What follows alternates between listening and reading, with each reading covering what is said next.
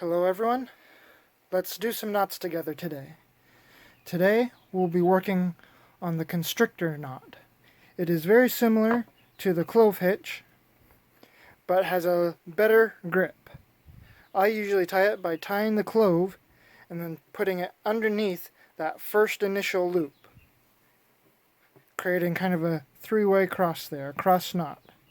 A better grip. So to actually tie this knot, you begin as if you were tying a clove hitch. You pass it over your pole, you wrap it underneath, take it over across to the left, and then underneath, and then under that crossing part of the rope. At this point, I put it underneath that first loop on the right and pull it tight.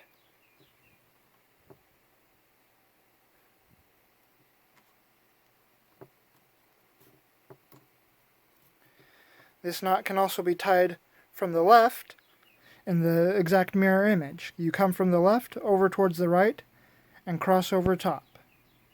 Pass it under your pole, put it underneath the cross, and then put it under that first loop.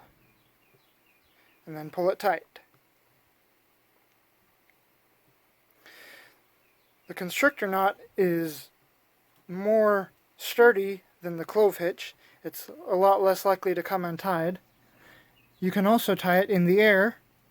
If you tie it the clove hitch, making a loop with the working end on top, make another loop with the working end on top, pass that second loop underneath the first, and then take your working end and put it through that first loop. Place it over a pole or something and pull it tight. This was used a lot for like tying up sacks of grain or things like that before. So I'll show that again.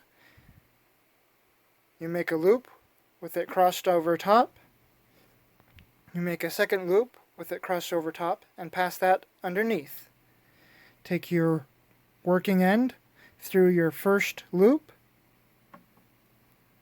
and there you have your constrictor knot.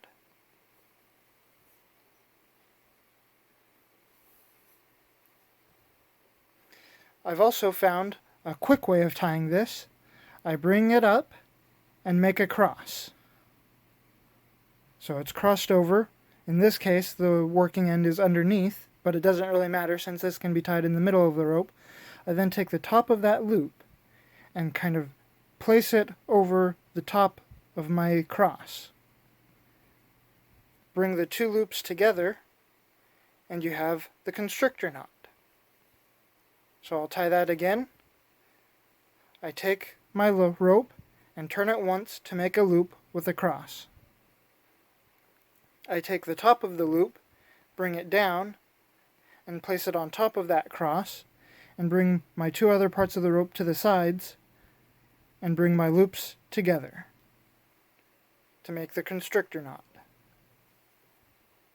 And then tying it the other way, I'm turning the loop the opposite direction, taking that top of the loop, placing it on the cross, moving my other bits of rope off to the side, bring my loops together, and your constrictor knot is finished. And so once you get good at that, within seconds, you have a nice constrictor knot. If you want it larger, you just make sure to have a bigger loop